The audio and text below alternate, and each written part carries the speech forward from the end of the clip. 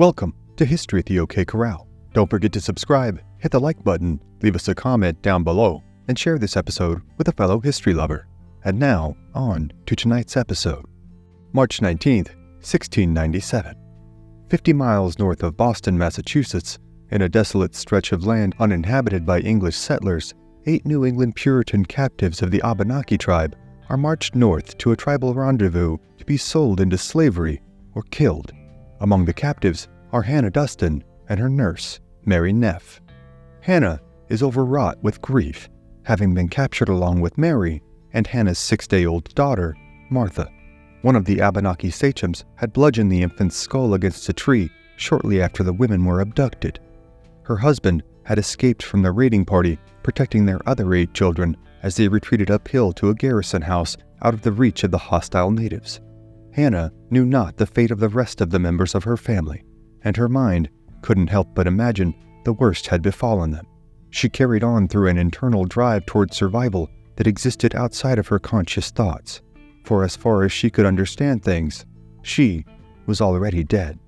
The 13 Puritans captured from Haverhill, Massachusetts 4 days prior were caught up in the throes of what can broadly be called King William's War.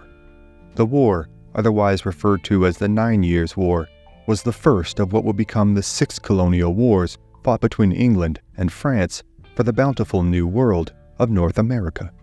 The territory of New France was led by Governor Frontenac, an ambitious Frenchman with designs on capturing the continent on behalf of Louis XIV by any means necessary. In 1690, he adopted a strategy of aggression towards the Puritan settlers of New England that utilized raiding parties comprised of French and indigenous tribes that were intended to drive a wedge between the English and their neighboring Iroquois people. However, the intended result was not accomplished. Instead, it had united the English colonies together against New France's aggression. As Massachusetts Governor Sir William Phips and an armada of New England ships arrived off the shores of l'Île d'Orléans with their demands that the French surrender the fort, Governor Frontenac dug in his heels and defiantly responded, "No, I have no reply to make to your general other than from the mouths of my cannons and muskets."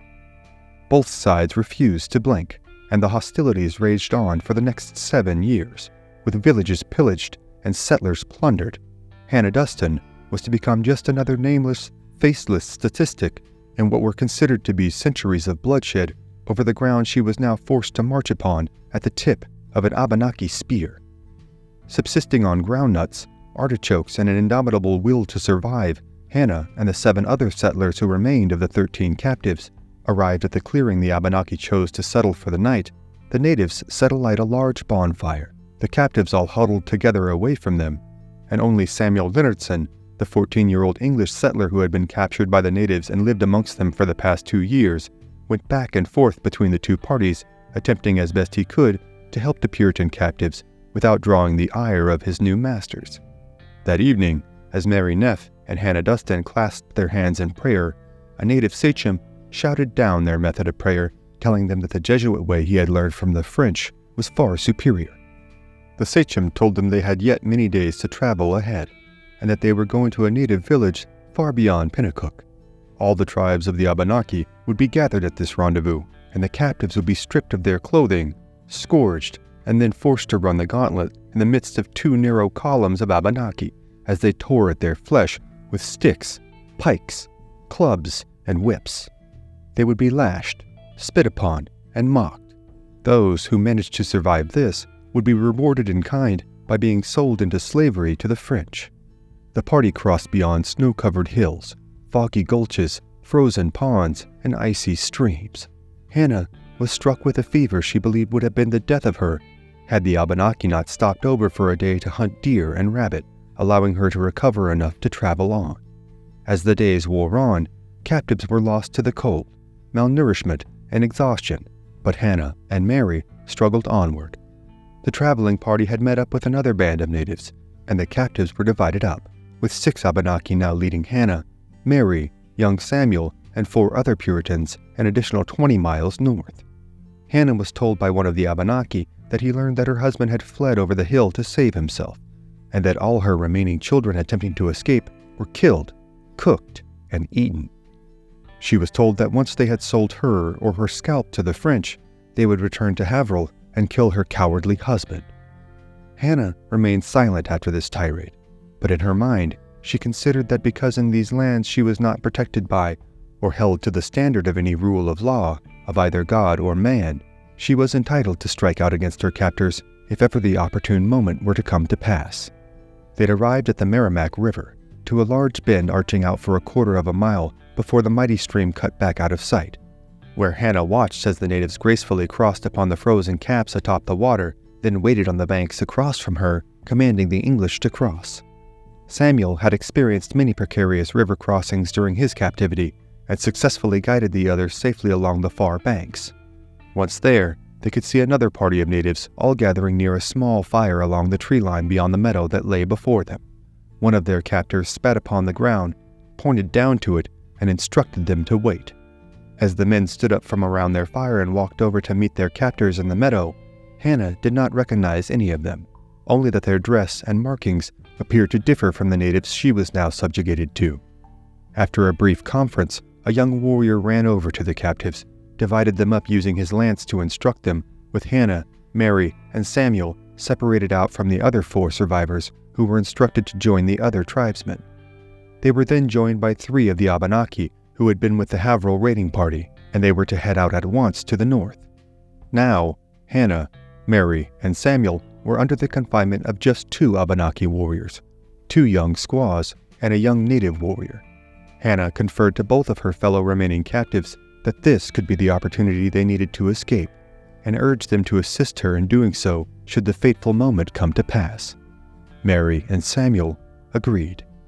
They were led down to the banks of the Merrimack, where 2 canoes were stationed on shore, then divided up and loaded within them. They then set out upon the river. As its swift current pulled them quickly forward, Hannah had for the first time in weeks been able to travel by a force other than her own. She thought about the great distance that lay between herself and her home, but she knew that the mighty Merrimack flowed all the way back to Haverhill. They came upon a triangular island amidst the river, and the natives paddled fervently to overcome the rushing tide and arrive at the shoreline.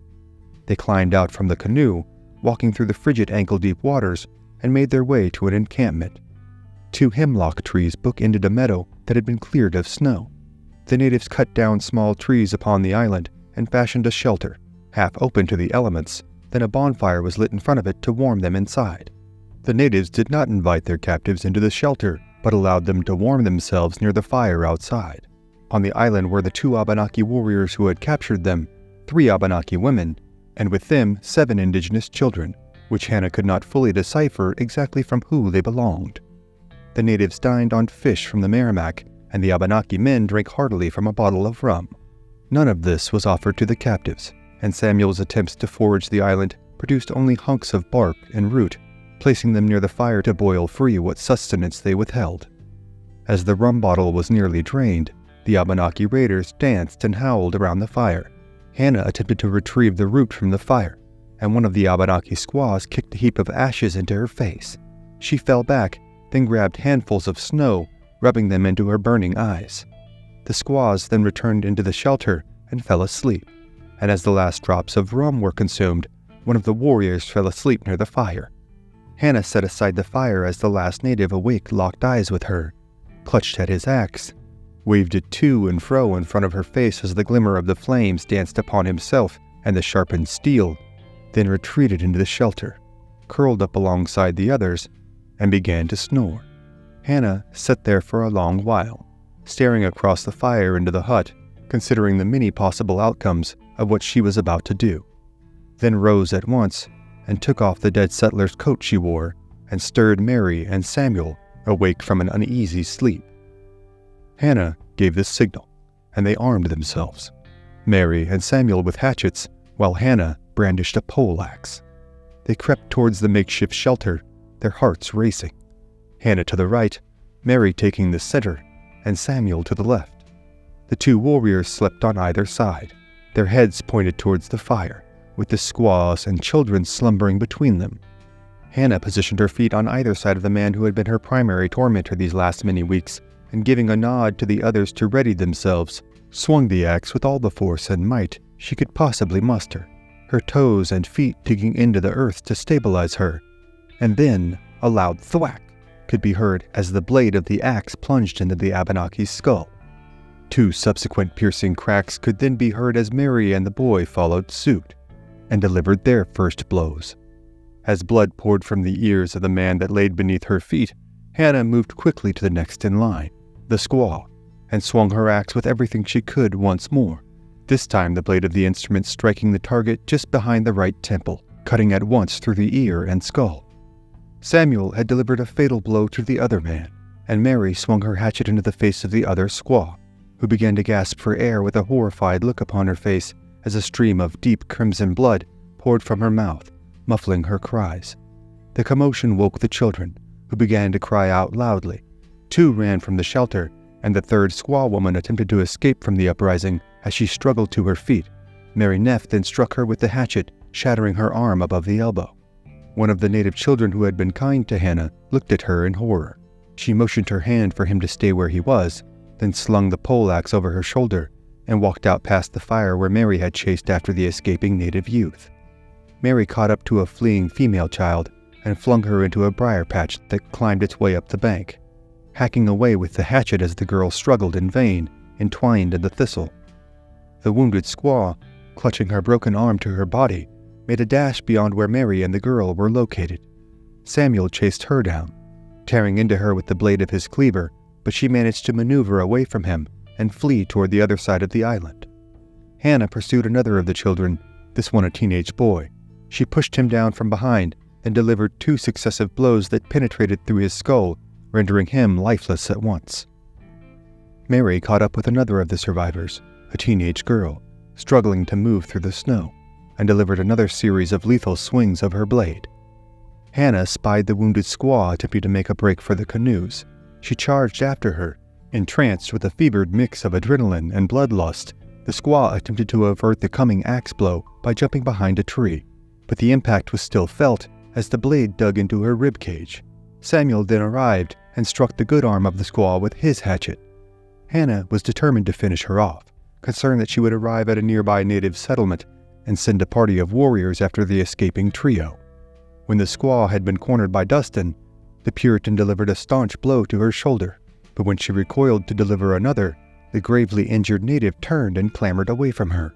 Hannah delivered another axe blow into the small of her back, and she tumbled down the embankment into the frigid waters of the Merrimack. Hannah returned back towards the shelter, seeking to find the boy she had motioned to remain, in the hopes that she would return to Haverhill with him in tow. What she discovered was another boy, roughly 12 years of age, making his way towards the canoes. She sprinted towards him, the cold air whipping against her blood-streaked face. When the boy was just 10 yards away from the craft, she tackled him onto the rocky beach, then stood up, placing her foot against the base of his spine to hold him in place, and delivered one fatal blow to the back of his head. Hannah then collapsed onto the beach, exhaled deeply, and after a few moments, collected herself, crawled toward the shoreline, and washed the blood from her hands and face in the cold waters of the passing river. As the crushing weight of her captivity began to subside, her thoughts shifted towards her new plight. Making a successful escape from the vast sprawl of hostile territory she found herself entrenched within. The air had fallen silent. The flicker of the campfire lit the macabre silhouettes of the fallen natives across the island. Hannah took the moccasins off of one of the dead squaws, equipped herself with a musket, gathered up what supplies she could, then took her axe and splintered the hull of 2 of the canoes and sank them, then loaded the remaining canoe with what she had gathered up along with 3 paddles.